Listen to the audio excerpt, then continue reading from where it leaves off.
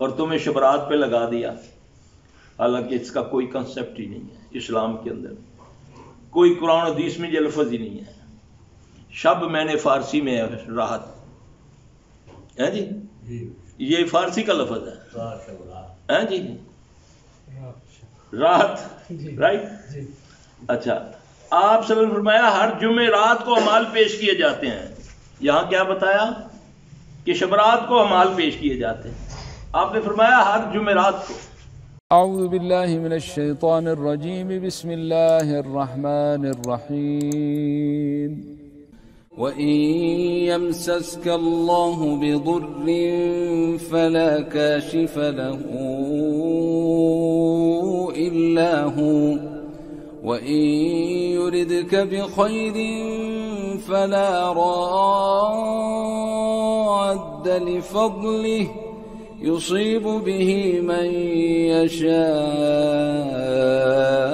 مِنْ عِبَادِهِ وَهُوَ الْغَفُورُ الرَّحِيمُ۔ آپ نے فرمایا ہر روز پہلے آسمان پر اللہ تبارک تعالیٰ آتے ہیں، ہر روز۔ وہ منادی کرنے والے کو کہتے ہیں بنیادی اعلان کر دو، کوئی ہے ذلیل عزت لینے والا، کوئی ہے بیمار شفا لینے والا، ہے بے اولاد کوئی اولاد لینے والا، روزانہ روزانہ۔ شبرات کو بنا دیا کہ آسمان پر پہلے یار شبرات، اللہ کے نبی نے فرمایا روزانہ آتے ہیں، اب ہم نے اس کو شب قدر کو بنا دیا۔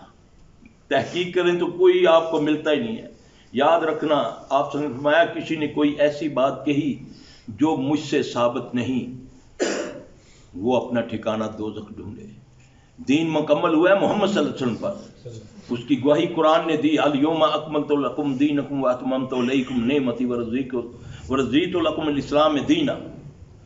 اے محمد صلی اللہ علیہ وسلم، آج کے دن میں اللہ نے تجھ پر دین کو مکمل کر دیا، اور دین کو کیا بنایا؟ اسلام۔ دین کا نام کیا رکھا؟ ان الدین عند اللہ الاسلام۔ دین کا نام اسلام ہے نا، تو میں نے کیا رکھ لیا؟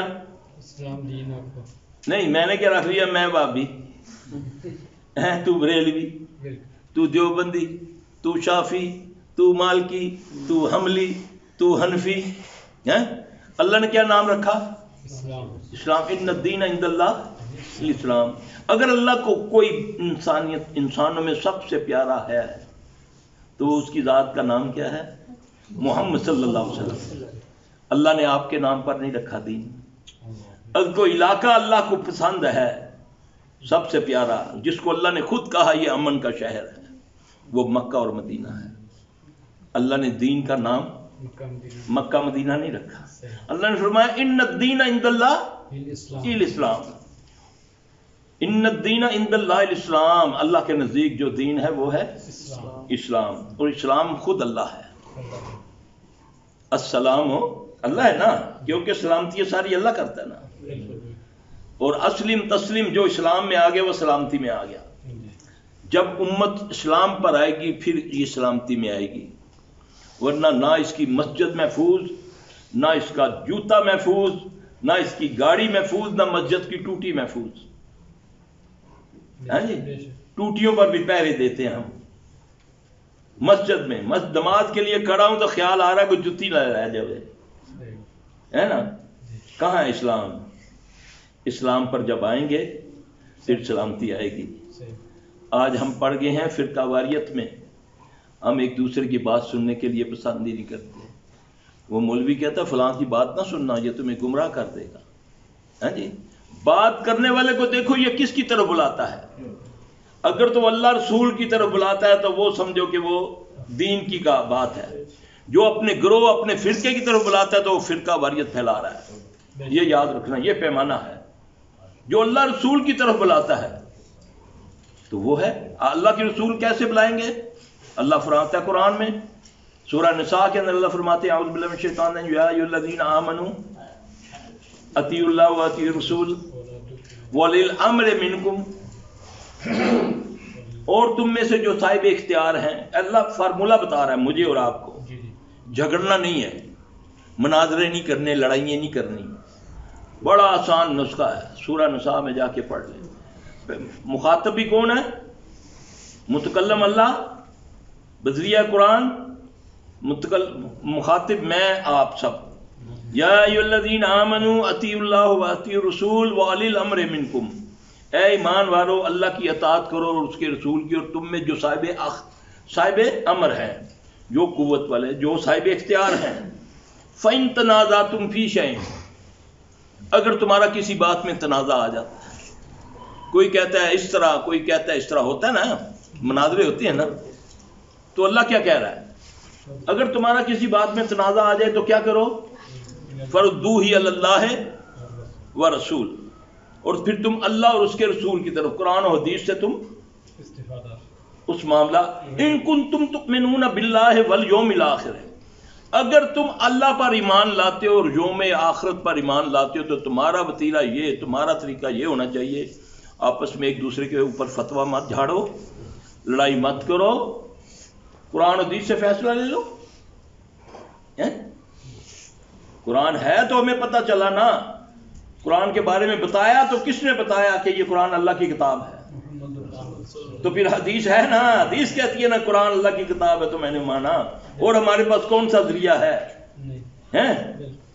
تو اللہ اس کے رسول کی تو بعثت قیامت تک کے لیے ہے، نبی صلی اللہ علیہ وسلم کی بعثت، جو اس پر عمل کرے گا سمجھیں کہ اللہ کے نبی صلی اللہ علیہ وسلم کی طریقے پر ہے، تو اللہ آپ صلی اللہ علیہ وسلم کے طریقے پر چلنے کی توفیق عطا فرمائے۔ جب بغض، کینہ، حسد، جب وہ کیا کہتے ہیں حسد ہوتا ہے نا، پھر آدمی حق بات کو بھی تسلیم نہیں کرتا۔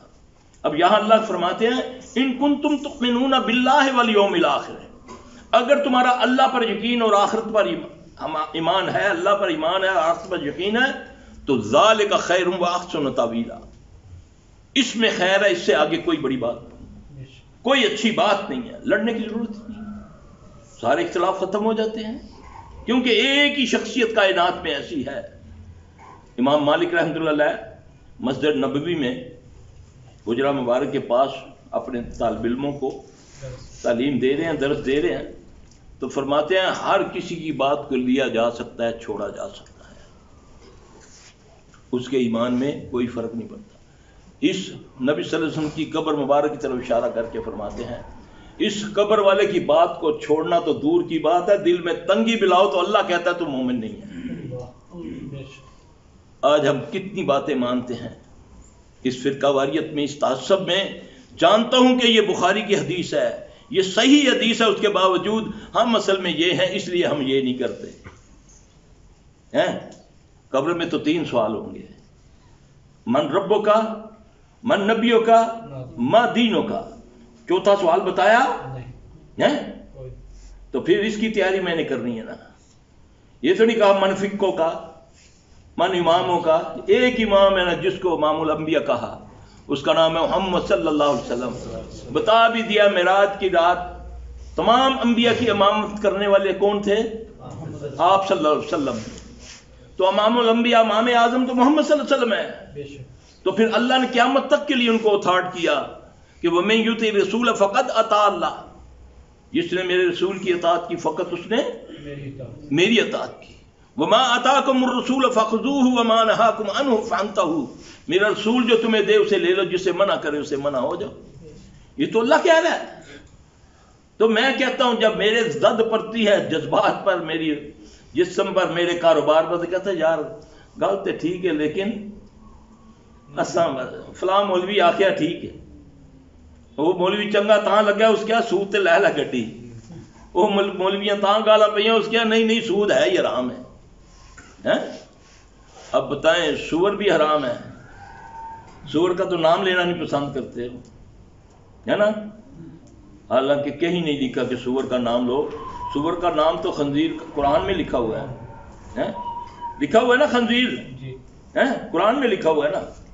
ہاں جی، سور کا تو ذاتی تجھے نقصان معمولی سا ہوگا کہ تم نے حرام کھایا، شراب ہے حرام ہے، سود کتنا